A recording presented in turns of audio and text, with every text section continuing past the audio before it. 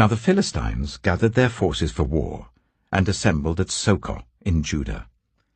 They pitched camp at Ephes-dammim, between Socoh and Azekah.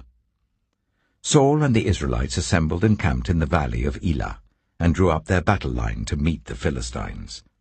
The Philistines occupied one hill, and the Israelites another, with the valley between them. A champion named Goliath, who was from Gath, came out of the Philistine camp. His height was 6 cubits and a span. He had a bronze helmet on his head, and wore a coat of scale armor of bronze, weighing 5,000 shekels. On his legs he wore bronze greaves, and a bronze javelin was slung on his back.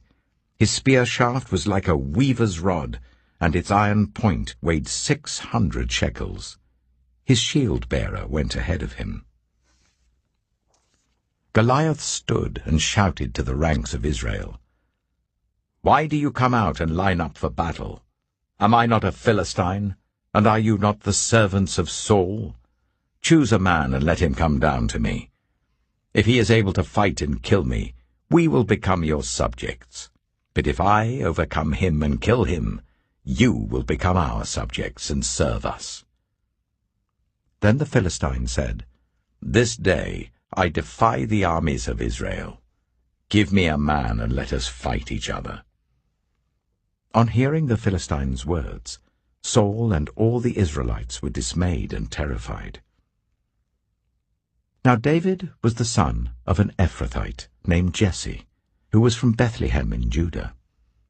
Jesse had 8 sons, and in Saul's time he was very old. Jesse's 3 eldest sons had followed Saul to the war. The firstborn was Eliab, the second Abinadab, and the third Shammah. David was the youngest. The 3 eldest followed Saul, but David went back and forth from Saul to tend his father's sheep at Bethlehem. For 40 days the Philistine came forward every morning and evening and took his stand. Now Jesse said to his son David, "Take this ephah of roasted grain and these 10 loaves of bread for your brothers and hurry to their camp. Take along these 10 cheeses to the commander of their unit. See how your brothers are, and bring back some assurance from them. They are with Saul and all the men of Israel in the valley of Elah, fighting against the Philistines." Early in the morning, David left the flock in the care of a shepherd, loaded up and set out as Jesse had directed. He reached the camp as the army was going out to its battle positions, shouting the war cry. Israel and the Philistines were drawing up their lines facing each other. David left his things with the keeper of supplies, ran to the battle lines, and asked his brothers how they were. As he was talking with them, Goliath, the Philistine champion from Gath, stepped out from his lines and shouted his usual defiance, and David heard it. Whenever the Israelites saw the man, they all fled from him in great fear.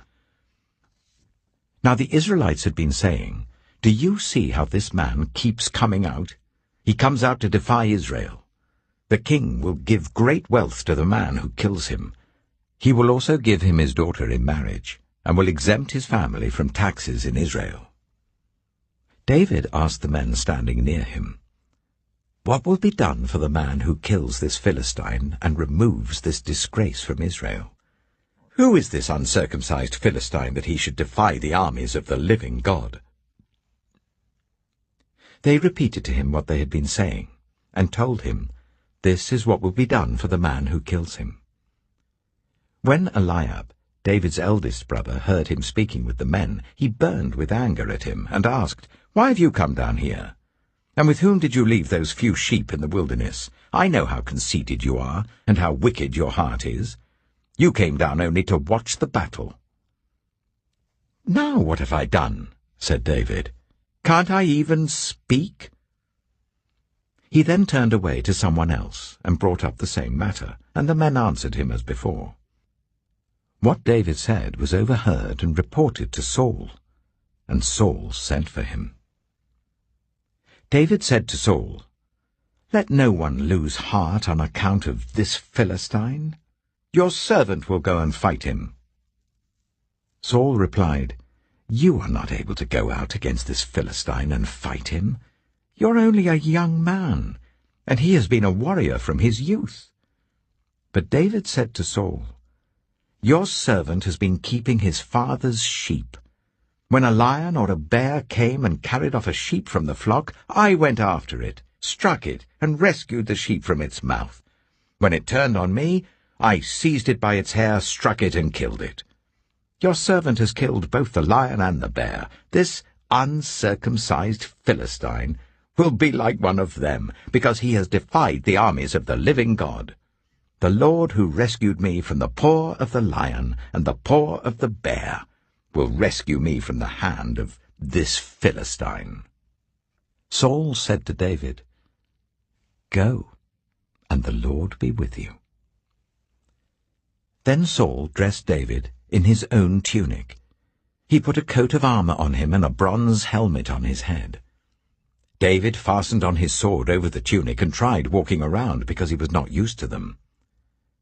"I cannot go in these," he said to Saul, "because I'm not used to them." So he took them off. Then he took his staff in his hand, chose 5 smooth stones from the stream, put them in the pouch of his shepherd's bag, and, with his sling in his hand, approached the Philistine. Meanwhile, the Philistine, with his shield-bearer in front of him, kept coming closer to David. He looked David over and saw that he was little more than a boy, glowing with health and handsome, and he despised him. He said to David, "Am I a dog, that you come at me with sticks?" And the Philistine cursed David by his gods. "Come here," he said, "and I'll give your flesh to the birds and the wild animals." David said to the Philistine, "You come against me with sword and spear and javelin, but I come against you in the name of the Lord Almighty, the God of the armies of Israel, whom you have defied. This day the Lord will deliver you into my hands, and I'll strike you down and cut off your head. This very day I will give the carcasses of the Philistine army to the birds and the wild animals, and the whole world will know that there is a God in Israel.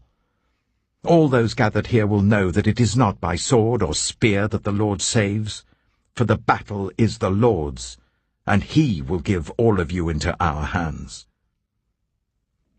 As the Philistine moved closer to attack him, David ran quickly towards the battle line to meet him.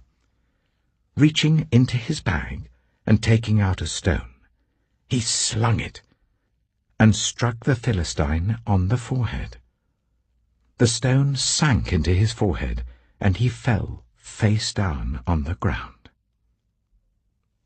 So David triumphed over the Philistine with a sling and a stone. Without a sword in his hand, he struck down the Philistine and killed him. David ran and stood over him. He took hold of the Philistine's sword and drew it from the sheath. After he killed him, he cut off his head with the sword. When the Philistines saw that their hero was dead, they turned and ran. Then the men of Israel and Judah surged forward with a shout and pursued the Philistines to the entrance of Gath and to the gates of Ekron. Their dead was strewn along the Shearaim road to Gath and Ekron. When the Israelites returned from chasing the Philistines, they plundered their camp. David took the Philistine's head and brought it to Jerusalem. He put the Philistines' weapons in his own tent. As Saul watched David going out to meet the Philistine, he said to Abner, commander of the army, "Abner, whose son is that young man?" Abner replied, "As surely as you live, your majesty, I don't know." The king said, "Find out whose son this young man is." As soon as David returned from killing the Philistine, Abner took him and brought him before Saul, with David still holding the Philistine's head. "Whose son are you, young man?" Saul asked him. David said, "I am the son of your servant Jesse of Bethlehem."